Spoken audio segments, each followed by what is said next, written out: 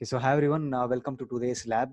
So what we are going to see today is we are going to see about VPC endpoints.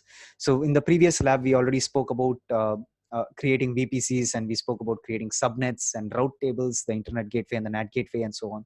And we also created the VPC through two ways. So we created the VPC by ourselves, the hard way, and the other one that we created the VPC through the VPC wizard, right?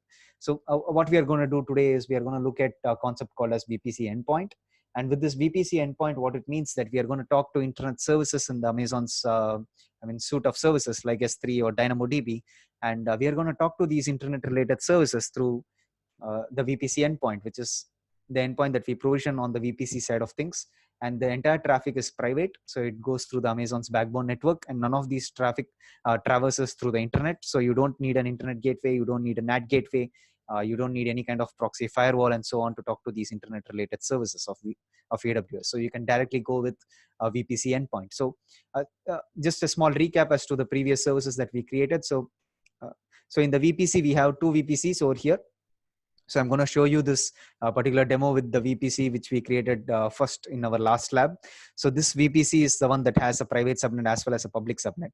So right now what we are going to use is we are going to use the VPC endpoint to be created for the private subnet instances, which is our database server that we have over here. And this database server, which is sitting in the private subnet only with the private IP. And we are going to use the concept of VPC endpoints over here to ensure that this private subnet database server has access to the service S3, which we studied previously. So let's go to VPC, and first let's go ahead and create a VPC endpoint. So it's under the endpoints over here. So let's click on endpoints over here, and let's go ahead and create a VPC endpoint. Okay. So with this endpoint that we are going to create, we are going to go ahead and search for the service called as S3 over here.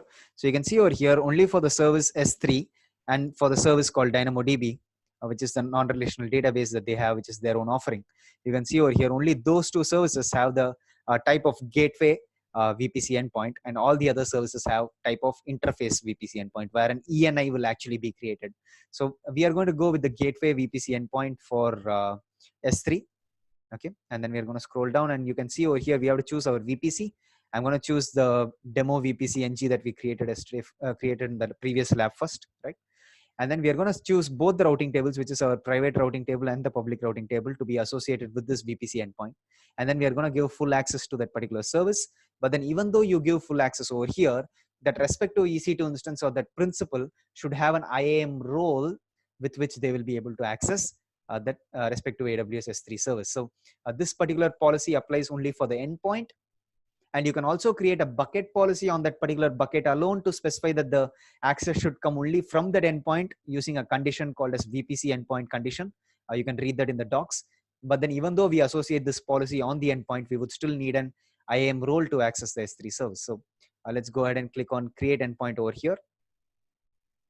We are going to click on close. So once the endpoint is created and it's in the available status, let's go ahead and configure an IAM role, which we are going to attach to the EC2 instance. So let's go to IAM. So let's go ahead and click on IAM, open it in a new tab. So let's create a role over here. So let's create roles. So I'm going to create an EC2 based IAM role, right? Because I'm going to attach it to an EC2 instance. And on the policies side, I'm going to specify S3 full access policy, right? Which I'm going to attach to this role. I'm going to click on review and give the role a name. So I'm going to call this role as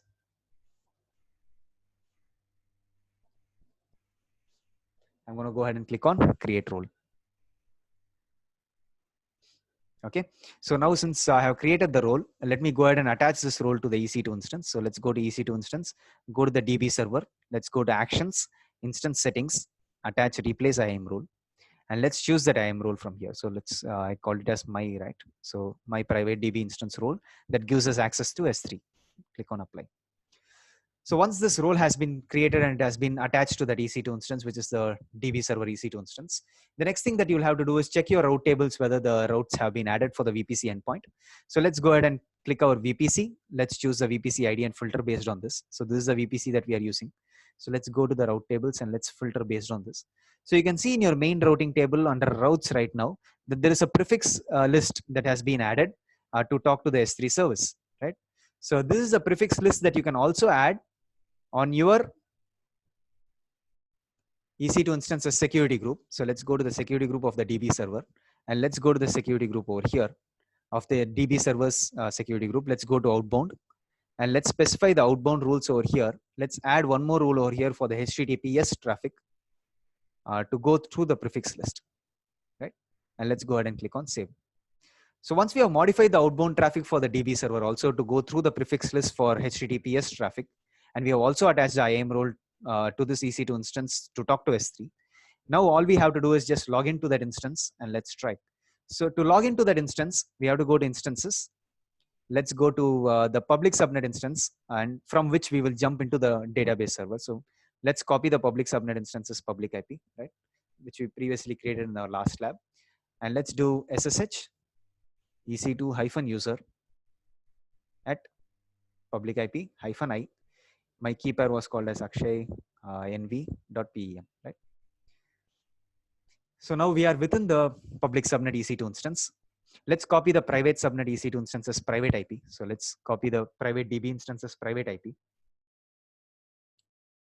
So let's type SSH. Okay, so let's first elevate our privileges to super user because we can use the key pair file. Let's do SSH EC2-user at the private IP of the DB server, right? -I. We already have the key.pem created in this EC2 instance, which is our public server EC2 instance. So now we are within the private subnet EC2 instance. Now let's just check one thing. Let us check AWS STS get caller identity. I'm not sure about the exact command, but let's check.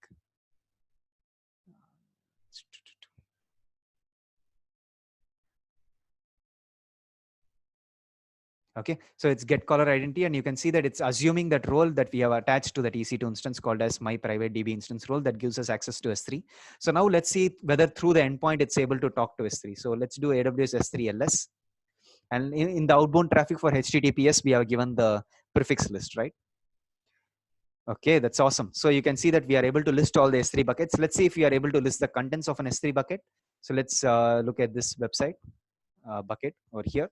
Let's do AWS S3 LS and S3 // and then the bucket name. Okay, so this person does not have any content. Let's look at another person, whether he has any content, or let's take my bucket itself. So my static website hosting bucket.